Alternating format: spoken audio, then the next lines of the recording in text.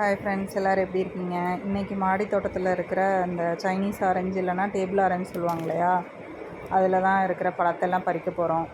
நான் குட்டி குட்டி பிஞ்சு நிறைய இருக்குது. இந்த ஃப்ரூட்ஸ் எல்லாம் பறித்தா மட்டும்தான் அது இன்னும் கொஞ்சம் சீக்கிரம் ரெடி ஆகும். அதனால் இருக்கிற பழம் எல்லாத்தையுமே கட் பண்ணி எடுத்துக்கலாம். இப்போ தான் புதுசாக பூவும் வைக்கும். அதனால் இருக்கிற ஃப்ரூட்ஸ் எல்லாத்தையுமே பறிச்சிட்டேன் நான். அப்புறம் மணத்தக்காளி கீரையுமே கொஞ்சம் இருந்தது, ரோஸ் கொஞ்சம் இருந்தது, அது எல்லாத்தையுமே பறிச்சாச்சு. எல்லோரும் நானுமே மாடி தோட்டம் வைக்கிறதுனா கொஞ்சம் டஃப்பாக இருக்கும் அப்படின்லாம் நினச்சிட்டு இருந்தேன். அதெல்லாம் ஒரு இதுவும் இல்லைங்க, ரொம்ப ஈஸி தான். மெயின்டைன் பண்ணுறதும் ரொம்ப ஈஸி தான். டெய்லி 10 மினிட்ஸ்க்கு மேலே நான் ஸ்பெண்ட் பண்ணுறதே கிடையாது.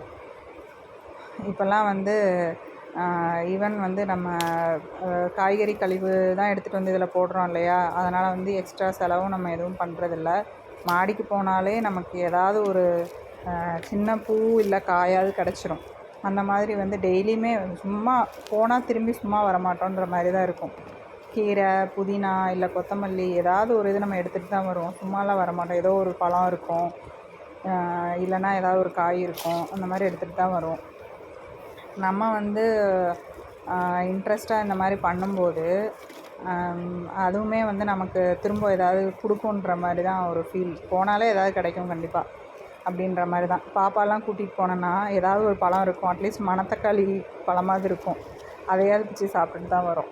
ஸோ அந்த ஒரு இது நமக்கு ஒரு ஹாப்பியாக இருக்குது. ஒரு தோட்டத்துக்கு போயிட்டு வர மாதிரி ஒரு ஃபீல் தான் இருக்குது. ஸோ என்னோடய சஜஷன் கண்டிப்பாக எல்லாருமே சின்ன லெவல்லையாக ஸ்டார்ட் பண்ணுங்கள். ஈவன் கிச்சன்லையாவது ஒரு சின்ன ஒரு ஸ்வீட் பாக்ஸில் கூட நம்ம கொத்தமல்லி இதெல்லாம் வளர்க்கலாம். கொத்தமல்லி, வெந்தயக்கீரை அந்த மாதிரி அதையாவது பண்ணுங்கள் அப்படின்றதான் நான் சஜஸ்ட் பண்ணுவேன். என்னோடய ஃப்ரெண்ட்ஸ் எல்லாருமே நான் சொல்லி நிறைய பேர் ஸ்டார்ட் பண்ணியிருக்காங்க. ஸோ நீங்களுமே ட்ரை பண்ணுங்கள். கண்டிப்பாக மாடி தோட்டம் எல்லாருமே ஸ்டார்ட் பண்ணுங்கள். சின்ன லெவல்லையாக ஸ்டார்ட் பண்ணுங்கள். கண்டிப்பாக எல்லாருக்குமே சக்ஸஸ்ஃபுல்லாக இதை ரன் பண்ண முடியும். ஹாப்பியாக இருக்கும். ஸ்ட்ரெஸ் இல்லாமல் ஹாப்பியாக நம்ம மைண்டை வச்சுக்கிறதுக்கு இது ரொம்பவே ஹெல்ப்ஃபுல்லாக இருக்குது. அதனால் எல்லாருமே ஸ்டார்ட் பண்ணுங்கள். நம்ம சேனல் பிடிச்சிருந்ததுன்னா கண்டிப்பாக ஒரு லைக் பண்ணுங்கள், சப்ஸ்கிரைப் பண்ணுங்கள்.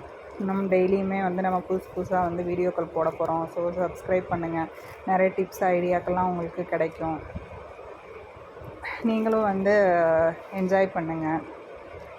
இந்த மாதிரி இதெல்லாம் நீங்கள் திரும்ப திரும்ப பார்க்கும்போது ஆட்டோமேட்டிக்காக உங்களுக்கும் ஒரு ஆசை வரும். நீங்களும் ஸ்டார்ட் பண்ணுவீங்க. அதுக்காக தான் நான் நிறைய வீடியோஸ் போடலான்ட்டு ஐடியா பண்ணியிருக்கிறேன்.